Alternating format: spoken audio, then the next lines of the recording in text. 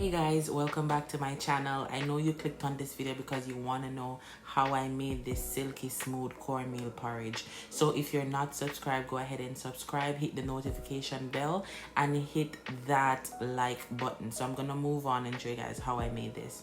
Starting off with a pot on medium heat, I'm gonna add 2 cups of coconut milk.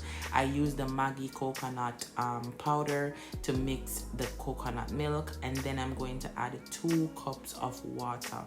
I then added 1 piece of cinnamon stick and I covered the pot and let that cook for about 10 minutes for the coconut powder to cook fully. For the cornmeal mixture, I added 1 cup of refined cornmeal.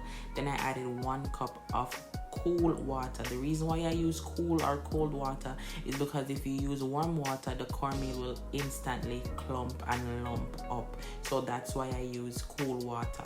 You're gonna mix that out thoroughly, and then after your coconut milk should be cooked, I'm gonna be using a whisk because I think I get a better result when I use a whisk to make the porridge. You can use a spoon, but I would suggest just using a whisk to get that smoothness that you're looking for.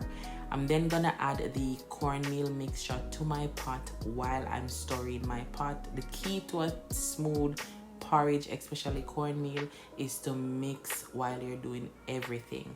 And it's always on medium heat because you don't want it to burn. For the cornmeal, I'm gonna allow that to cook for about 8 to 10 minutes because you want your cornmeal to cook properly. Then I'm gonna add my sweetener. I'm gonna use condensed milk.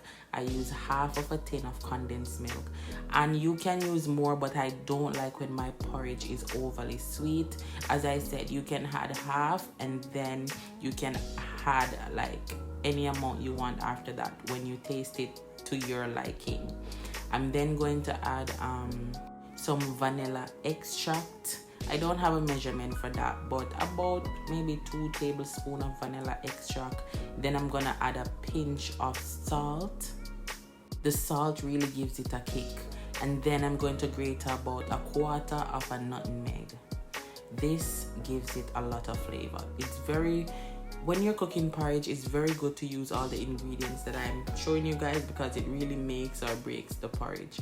After that, I'm gonna continuously mix the porridge, and as I said, you can season it more with sweetener and salt to your liking because I did add a little bit more salt and I did add a little bit more sweetener.